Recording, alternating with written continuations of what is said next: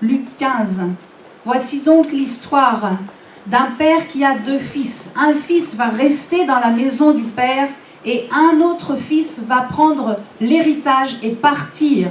Il va perdre, il va complètement perdre l'héritage que le père lui a donné. Mais à un moment donné, il va s'apercevoir de ce qu'il a perdu. Et il va avoir envie de revenir dans la maison du père. Et voilà qu'il est en retour. Il est sur le chemin du retour. Et voilà donc que le fils qui est parti revient. Le père était là et avait donc scruté chaque jour l'horizon pour voir si son fils revenait. Et voilà que le fils revient. Et le père, avec amour et compassion, lui donne une robe blanche, lui donne un anneau au doigt, des souliers aux pieds, et tue le veau gras pour se réjouir. Comment a réagi le frère? Lisons ensemble à partir du verset 25. Or, le fils aîné était dans les champs. Lorsqu'il revint et approcha de la maison, il entendit la musique et les danses. Il appela un des serviteurs et lui demanda ce que c'était. Ce serviteur lui dit, « Ton frère est de retour et ton père a tué le veau gras parce qu'il l'a retrouvé en bonne santé. » Il se mit en colère et ne voulut pas entrer. Son père sortit et le pria d'entrer. Mais il répondit à son père, « Voici, il y a tant d'années que je te sers, sans avoir jamais transgressé tes ordres. Et jamais tu ne m'as donné un chevreau pour que je me réjouisse avec mes amis. Et quand ton fils est arrivé, celui qui a mangé ton bien avec des prostituées, c'est pour lui que tu as tué le veau gras. Mon enfant, lui dit le père, tu es toujours avec moi, et tout ce que j'ai est à toi. Mais il fallait bien s'égayer et se réjouir, parce que ton frère que voici était mort, et qu'il est revenu à la vie, parce qu'il était perdu, et qu'il est retrouvé. » Amen. Amen. Voici donc la réaction du frère. Mauvaise réaction. Il a agi avec colère et avec jalousie. Est-ce que nous pouvons nous poser la question pour nous aujourd'hui, Église de Dieu, est-ce que nous sommes réjouis de la croissance de l'Église? Est-ce que nous nous réjouissons quand il y a des nouvelles âmes qui viennent, même si ce ne sont pas toujours le profil qui nous intéresse? Est-ce que nous sommes réjouis lorsque quelqu'un a quitté l'Église, a peut-être dit du mal du pasteur ou même de nos vies et revient avec repentance dans l'Église? Quelle attitude? Quelle attitude? Soyons honnêtes. Est-ce que nous ne désirons pas quelque part un peu rester en club fermé? Je crois que nous devons comprendre à travers cette parabole du fils prodigue que vraiment nous ne devons pas avoir une attitude de propre juste satisfait. Nous devons nous réjouir. Nous devons nous réjouir de ce que Dieu donne et de ce que cela ne me retirera rien. Il y a une parabole, vous la lirez chez vous, dans Matthieu 20, de 1 à 16. La parabole de l'ouvrier de la 11e heure. Dieu donne autant à l'ouvrier qui est arrivé à la première heure qu'à celui qui est arrivé à la dernière heure. Parce que Dieu est juste. Parce que ce que Dieu a dit, il l'accomplit. Et ce qu'il a dit qu'il nous donnerait à nous, il le donnera aussi à ceux qui vont arriver. Car je crois vraiment que Dieu va envoyer des ouvriers parce que la moisson est en train de se préparer en France. Amen. Nous devons donc nous réjouir de ce que Dieu nous donne et de ce que ça ne nous retire rien. Voilà donc que le frère aurait dû se réjouir, n'est-ce pas?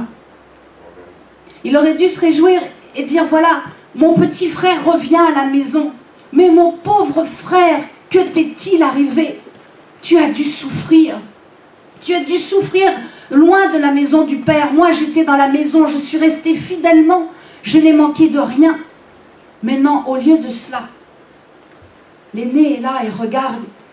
Elle dit, et il voit simplement sa fidélité. Et il voit la débauche de son petit frère. Il aurait dû voir la souffrance de son jeune frère.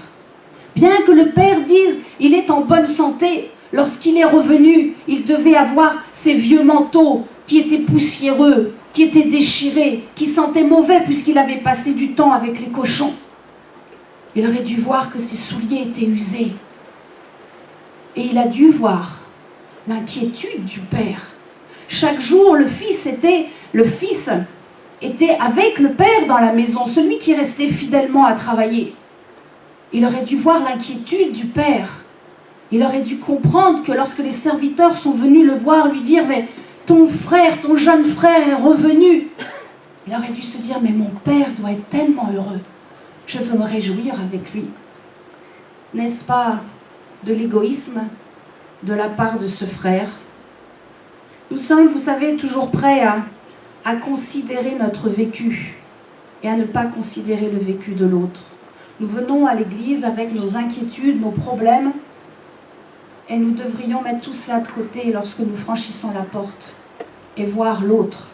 Est-ce que tu vas bien? Est-ce que tu as passé une bonne semaine? Est-ce qu'avec Dieu, ça a été cette semaine? Est-ce que tu as quelque chose à me dire? Est-ce que tu souffres? N'est-ce pas ce qui s'est passé? Le grand frère n'a pas vu la souffrance du petit frère. Il aurait dû dire, mais je vais prier pour toi. Si tu souffres aujourd'hui, je vais prier pour toi. Tu passes un moment difficile, tu as des attaques, viens, on va prier ensemble. N'est-ce pas ce que nous devrions faire dans l'église? L'histoire vraiment du fils prodigue nous parle énormément. Autant par le fils, le père et le frère. Mais là, vraiment, l'histoire du frère nous fait comprendre que nous devons réagir en tant qu'adultes. Nous devons avoir une mentalité d'adulte. L'Église doit grandir. Elle doit grandir en nombre, mais elle doit grandir en mentalité. Je crois que le problème du frère qui restait à travailler, c'est parce qu'il travaillait dans les champs. Et lorsqu'on travaille dans les champs, on a tout le temps les yeux rivés vers la terre. Et si on regarde tout le temps vers le sol, on va s'endurcir. Et c'est ce que Dieu ne veut pas. Et aujourd'hui, Dieu nous dit encore, mes frères et sœurs, ne nous endurcissons pas. Et il faut lever les yeux vers le ciel. Et il faut avoir une mentalité plantée dans le ciel et non plantée dans la terre. Ce frère n'a pas eu la bonne attitude. Il n'a pas compris que son jeune frère, s'il est revenu dans la maison du Père, c'est qu'il avait dû vivre une expérience avec le Saint-Esprit. Quand quelqu'un quitte l'Église et revient, c'est parce que la personne a vécu quelque chose avec le Saint-Esprit. C'est impossible autrement, parce que c'est le Saint-Esprit qui mène ou qui ramène les âmes dans la maison du Dieu, dans la maison du Père. C'est le Saint-Esprit. Souvenez-vous, lorsque vous vous êtes converti, lorsque vous avez donné votre vie à Dieu, que vous avez reconnu Jésus-Christ comme votre sauveur, c'est parce que vous avez une conviction intérieure. C'est le Saint-Esprit qui vous a convaincu. C'est la même chose pour ces personnes qu'on appelle les rétrogrades. Celles qui sont parties, qui ont quitté la maison, mais qui veulent revenir. Elles vivent des expériences avec le Saint-Esprit. Et nous n'avons pas le droit de nous opposer à cette expérience. Sinon, nous allons avoir vraiment de sérieux problèmes. Nous ne pouvons pas nous opposer à l'œuvre du Saint-Esprit dans une âme. Amen. Ah Seigneur. Il entendit la musique et les danses au verset 25. Il aurait dû comprendre que le temps du travail était en pause et qu'il était maintenant temps de se réjouir. Je crois que nous pouvons comprendre cela pour nous aujourd'hui. Lorsqu'il y a des temps de baptême, nous devrions être tous présents. Amen. N'est-ce pas ce qui se passe lorsque une sœur, dans votre famille, famille de chair, un petit être vient de naître, votre sœur vient d'accoucher, tout le monde s'empresse à la clinique, nous allons à la clinique du Belvédère et nous sommes heureux, nous voyons le bébé, nous apportons les présents, nous nous réjouissons avec toute la famille, parce que nous savons que la famille est en train de s'agrandir. C'est la même chose ici. Nous sommes une famille en Christ. Et lorsque quelqu'un prend son baptême d'eau, je suis heureuse. Je me réjouis. Je me dis la famille est en train de s'agrandir. Qu'est-ce que cette âme va porter comme fruit? Je ne sais, toi, Père, tu sais. Mais en tous les cas, je sais que la famille va s'agrandir et qu'on va se pouvoir faire encore des belles choses ensemble. Les temps de baptême d'eau sont des temps où toute l'Église devrait être présente. Dieu nous parle encore aujourd'hui qu'il faut accueillir. L'accueil, vous savez, c'est quelque chose de très important. Nous devons accueillir pleinement et sincèrement les rétrogrades, ceux qui sont partis et qui reviennent, qui reprennent contact avec l'Église, corps de Christ. Plus que nous restions au stade, écoutez bien, Dieu ne veut plus que nous restions au stade du salut. Il veut que nous rentrions sur le stade du service. Nous avons compris, nous sommes sauvés. Et nous sommes sauvés pour servir. Ne courons plus sur le stade du salut, c'est fait, c'est acquis. Arrêtez de vous tourner ça dans votre tête. Oh, quel péché encore que j'ai fait il y a longtemps, oh, quel lien de mes ancêtres. C'est coupé, c'est pardonné, c'est fait tout cela. Maintenant, rentrons ensemble, rentrons sur ce grand stade et servons Dieu. Quittons le stade du salut et entrons sur le stade du service. Alléluia. Amen. S'il y a encore un peu de jalousie dans votre cœur, un peu de méchanceté, que cela soit détruit ce matin. Afin que cette racine qui peut rester, je ne connais pas votre vie, mais peut-être cette racine est encore là. Cette racine va être arrachée, afin que vous ne détruisiez pas l'Église demain. Amen. C'est fini. Je confesse maintenant la victoire sur votre vie.